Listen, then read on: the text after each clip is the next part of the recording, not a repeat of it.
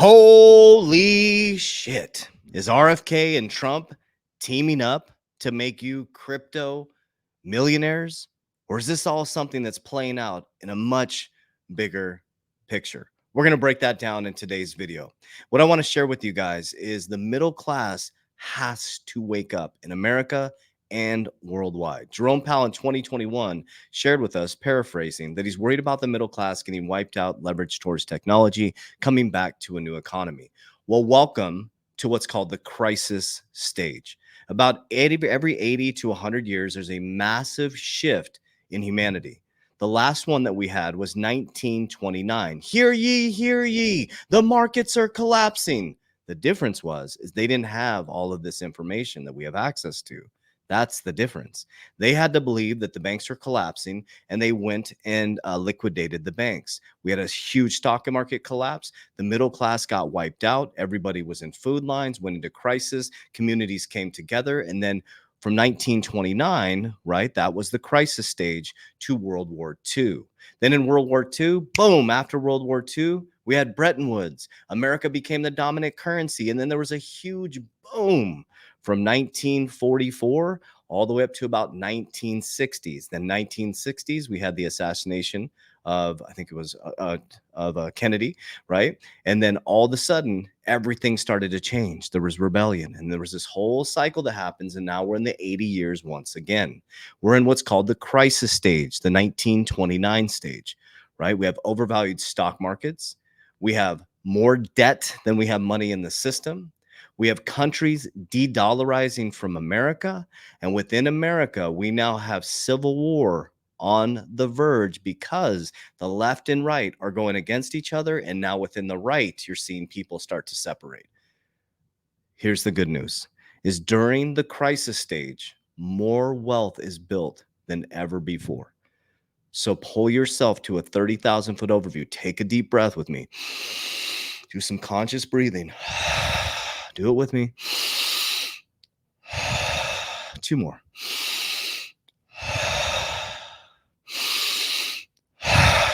And wake up and know that during the crisis stage, you get the opportunity to invest in the next 100 years. So let's kick it off. All right, warriors, let's dive right into this. At the back end of every video, I share with you exactly what I'm doing. So RFK, this came out a couple days ago. RFK Jr. planned speech on path forward. So I'm waiting for this to come out as the campaign weighs backing on Trump. JD Vance, Trump's running mate, told NBC News that in an interview that there's been a lot of communication back and forth between the two campaigns.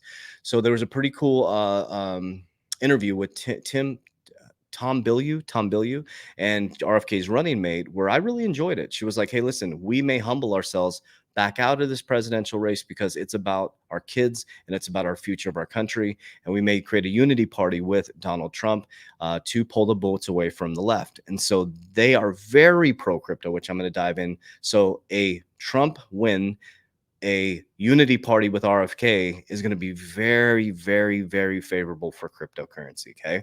So Cynthia Loomis, creating a strategic Bitcoin reserve, will cut our national debt in half by 2045, secure the US as a world leader in financial innovation. Agree.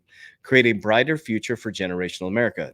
That whole speech I just did in the beginning? This is what I'm talking about, guys. This is what I'm talking about. If you go talk to 20 people on the street, people still think cryptocurrency is a fraud, and that's okay. We're not here to convince anybody of what they should do. What we should do is wake up to what we need to do, and that's make moves for our family and our future. And if you invest in these innovative cryptocurrencies and technologies that'll be here after regulation, it could radically transform your family's life, okay? And that's the biggest thing that I'm focused on around Bitcoin, is cutting our national debt in half by 2045. And with XRP, it's a bridge currency that can fix the liquidity crisis and the banking crisis. Senator Loomis proposes the U.S. buy 1 million Bitcoin to reduce the national debt. The Wyoming senator brought a copy of legislation during the Bitcoin conference in Nashville. We already broke this down, okay? So we're going to go a little bit deeper into this, okay?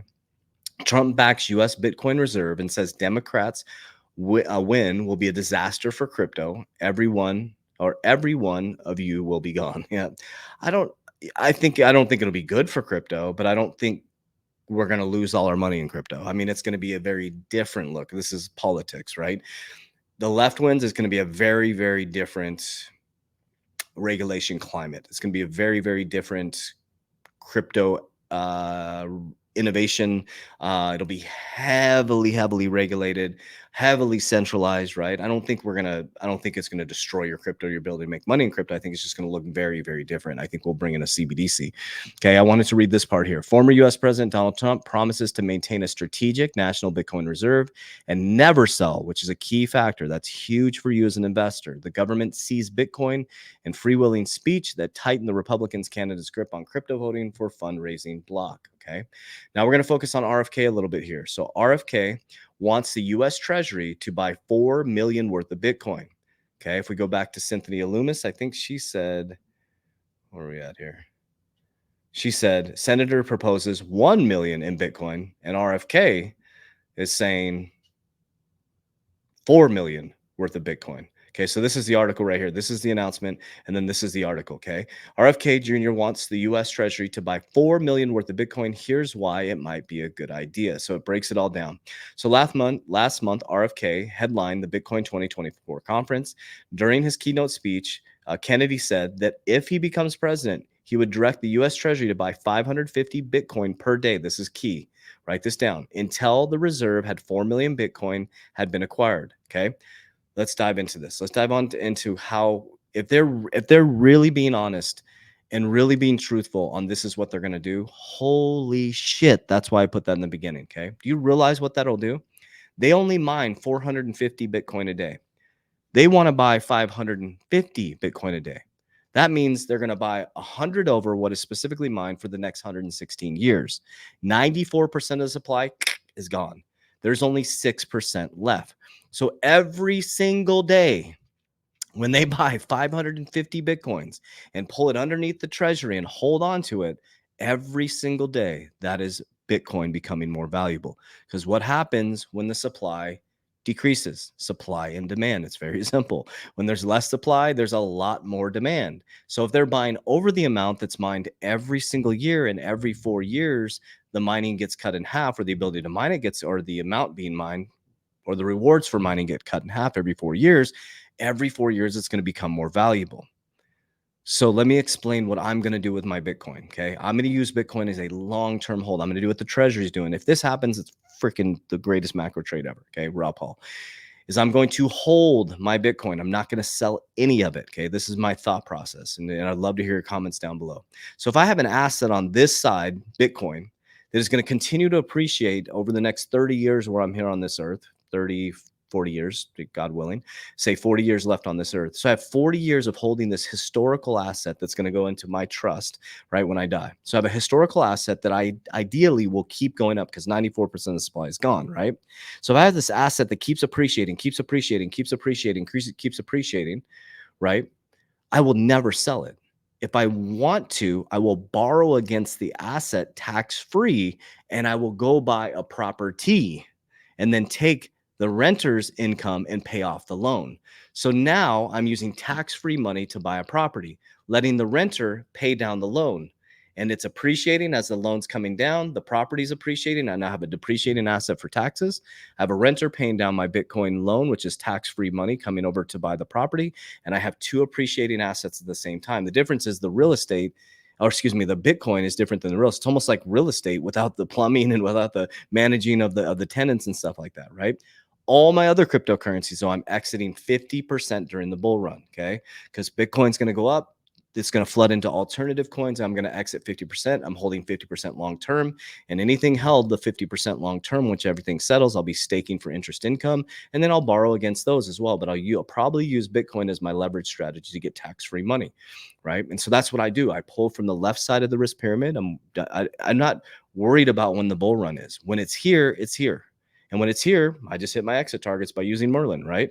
So as it comes in on the back end of 2024, as it goes up, when everybody finally is like cryptocurrency, and when it's too late, they're gonna we know that.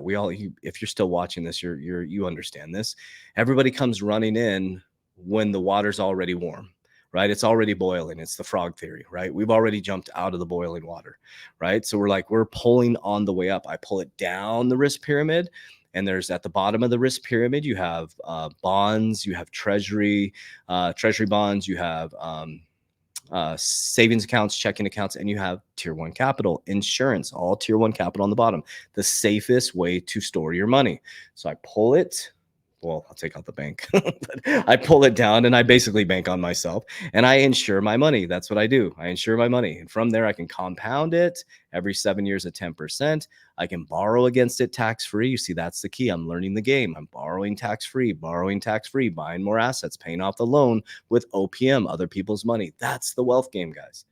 That's the stuff you should be learning right now. When you start to learn this, you transition into the 1% thinking, right? The 1% always remain the 1% because the 99% do not get financial literacy and don't understand how money works. So I've been obsessively studying how money works the last 5, because we're coming up on 5 years. Holy shit, 21, 22, 23, 20. We're coming up on 5 years since the pandemic. That's crazy, guys. Anyways, man, isn't this a lot of fun, right? So if you're still here, comment warrior. I love you guys so much. If you need any support at all, I get hundreds of messages when I talk about insuring my wealth. We just want to make sure that we properly help you out. So if you click the description of the video down below, you fill out what's called a needs assessment, okay? Once you fill that out, one of my team members will reach out to you around retirement strategies, okay? So it's absolutely free consultation. You'll never send that person money. We don't invest people's money. We don't have an investment platform. We'll help support you. It's a free consultation. And then if you choose to move forward, you'll be working with the companies that we work with, not sending Coach JV money, or we don't invest your money, if that makes sense. So it's a free consultation. They'll text you, they will call you, and they will email you. So you know it's my team. So I love you guys. I appreciate you. If it's in the description of this video or in my social media platform, click the link, fill out the needs assessment, and we will see you on the inside. Warriors, rise, get your shit together. Love you guys.